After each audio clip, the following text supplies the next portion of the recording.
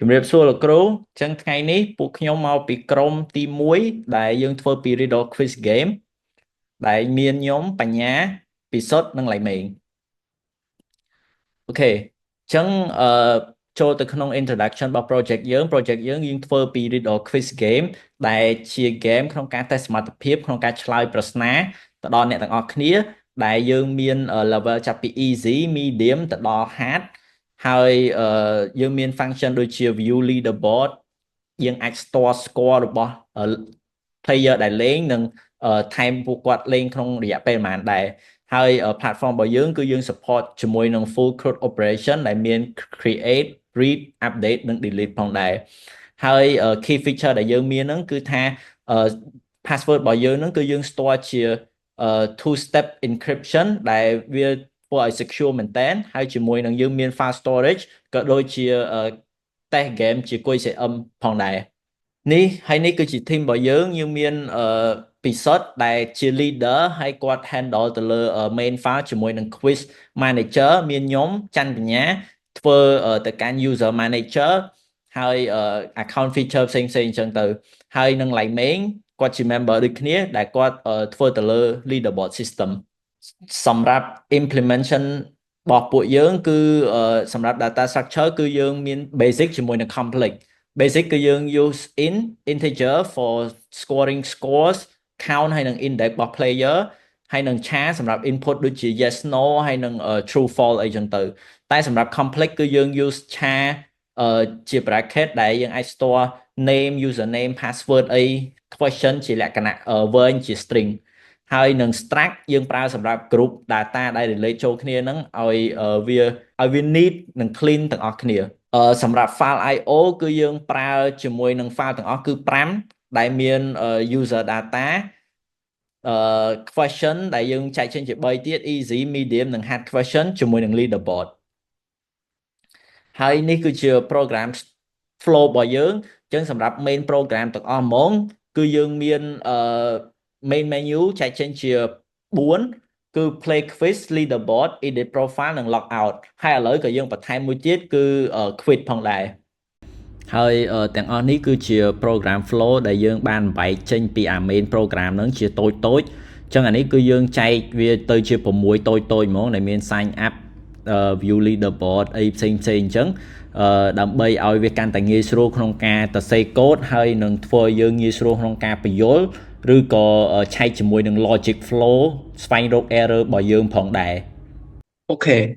project យើងគឺបាន implement នៅ CRUD operation បានទៅជោគជ័យ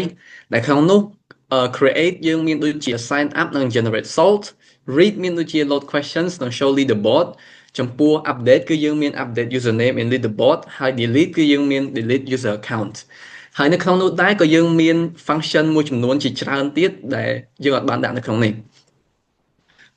ចំពោះ challenges and experience គឺយើងមានមួយចំនួនគឺទី1តាក់ទងទៅនឹង GitHub ដោយសារតែពួកយើងអត់សូវចេះប្រើប្រាស់ GitHub ហ្នឹងអញ្ចឹងទៅការ share code គ្នាគឺយើងធ្វើតាម Telegram វិញហើយទី2ហ្នឹងគឺការ develop និង understanding the algorithm ហ្នឹងដោយសារតែ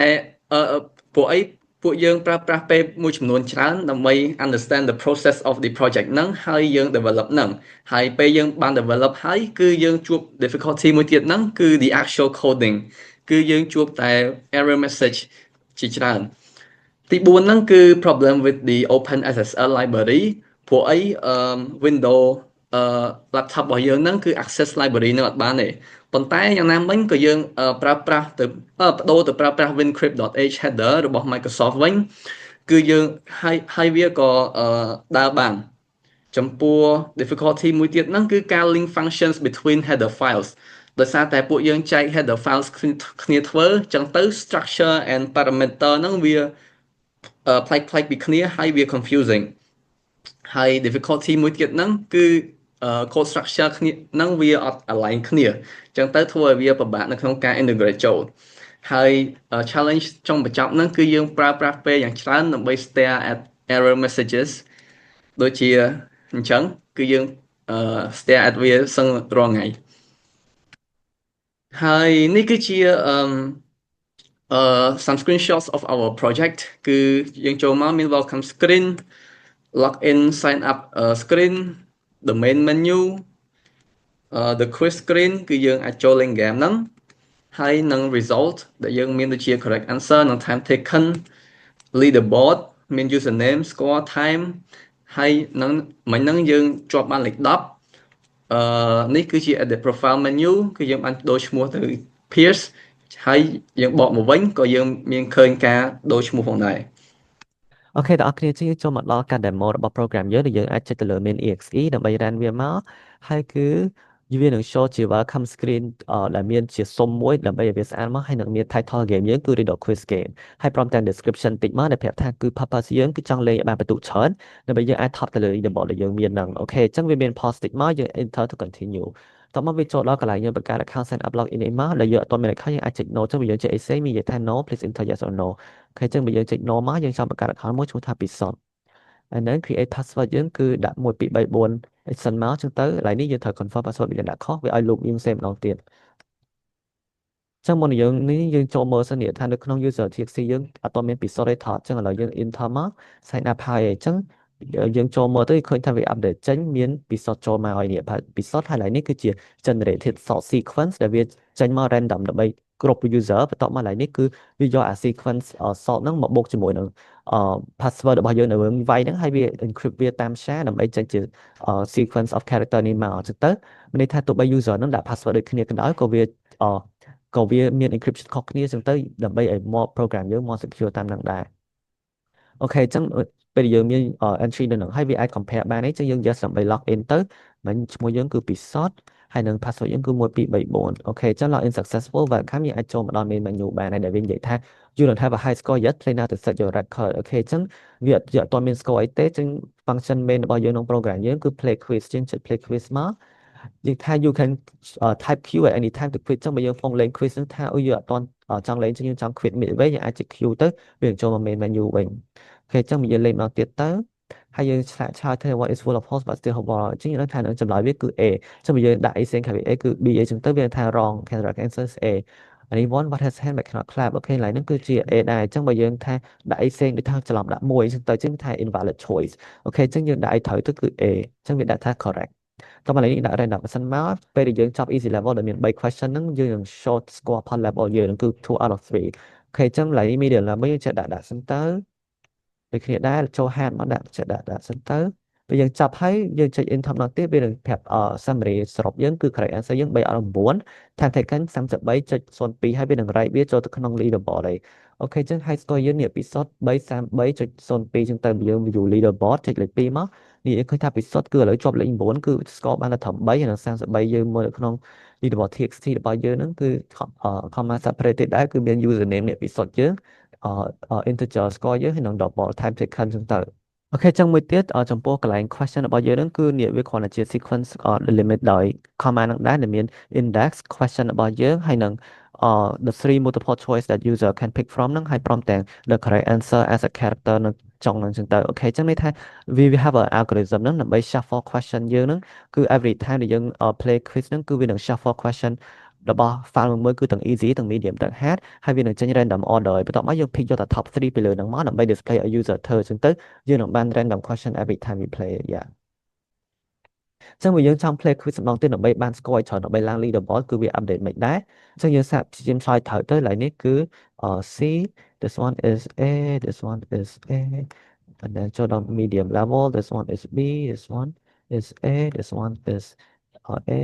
and then ចូលដល់ high level គឺ C this one is A and this one is A អូខេអញ្ចឹងយើងឆ្លើយព្យាយាមឆ្លើយត្រូវទៅបាន9out of 9ហើយតែតិចកិនយើងគឺ19.66 second ជានេះវាពិតជា update លើ main menu នោះផងហើយចូលទៅក្នុង view leaderboard ទៅយើងឃើញថាយើងឡើងរហូតដល់លេខ2ហើយនេះអូខេអញ្ចឹងចូលដល់ function បន្ទាប់របស់យើងគឺ edit profile edit profile គឺយើងអាច change username និង password ជាងចុច1ទៅ change username យើងគឺមួយនេះគឺពិសោធន៍ថតជាងថាយើងចូលក្នុងដូរដាក់ Martin វិញអូខេអញ្ចឹង username យើង successful យើងសាកចូលទៅ main menu វិញនិយាយសូម្បី like high score នេះដាក់ថា Martin leaderboard យើងក៏ដាក់ថា Martin ដែរ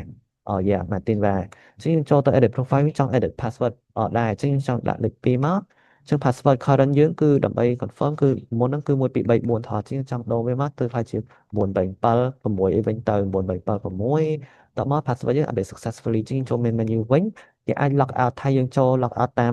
account ដែលយើងអាច edit ថ្មីមិញហ្នឹងវា log out ចូលអត់អូខេអញ្ចឹងយើងដាក់5មក log out អូខេអញ្ចឹង goodbye តមក account យើងមិញ yes យើងមានតែយើង edit ហើយអញ្ចឹងយើងដូរឲ្យជា Martin វិញថតហើយពេល password យើងមិញគឺ9676វិញ9876អូខេអញ្ចឹងយើងបាន log in ចូល memory ថា line user data txt នេះវាពិតជាបាន update មកពីពិសោធន៍មកជា Martin វិញហើយ password ក៏ update តាមនឹងដែរអូខេអញ្ចឹងបន្ទាប់មក last function យើងគឺគ្រាន់តែ delete account អញ្ចឹងយើងចុច for delete account ទៅវាសួរថាយើង yes or no ឆា yes មកហើយ password យើងគឺមិញហ្នឹងគឺ9876អញ្ចឹងយើងបាយ password ហើយគឺអាច delete account បាន account delete successfully អូខេអញ្ចឹងយើងនឹងចូលមក welcome screen វិញអញ្ចឹង account យើងនឹងបាត់ឲ្យ log in ឡើងចូលដោយសារ yes មកpass username យើងមិញគឺ Martin ថតហើយគឺ password 9876គឺមានថា incorrect ដោយសារតែវាអត់មានទេវាឡើងមានពី record យើងឲ្យចូល user data txt គឺពិតជាបាត់ពីសុទ្ធនឹងមែនអូខេអញ្ចឹងយើងសាកចូល account ណាមួយដែលយើងដឹងអូខេអំណាចស្រង់អូខេអញ្ចឹងឡើយនេះឆ្លើយ yes សិនហើយយើងដាក់អំណាចមកហើយអញ្ចឹង password របស់យើងគឺ Miranda អញ្ចឹងបើ account ដែលយើងដឹងស្រាប់នេះអាច log in ចូលទៅយើងសាកសំបីតមើល leaderboard ក៏ពិតជាបាត់ពិសោធន៍ចេញពី leaderboard នឹងដែរអូខេអញ្ចឹង that's the end of our program ដើម្បីបញ្ចប់យើងគ្រាន់តែចុច 6 ដើម្បី quit game ហើយ enter ទៅគឺចប់ program របស់យើងអញ្ចឹងអរគុណអ្នកនរគ្នាដែលបានជួយស្ដាប់ហើយនេះគឺជា reference មួយចំនួនដែលយើងបានប្រើប្រាស់យើងមានតែប៉ុណ្្នឹងសូមអរគុណ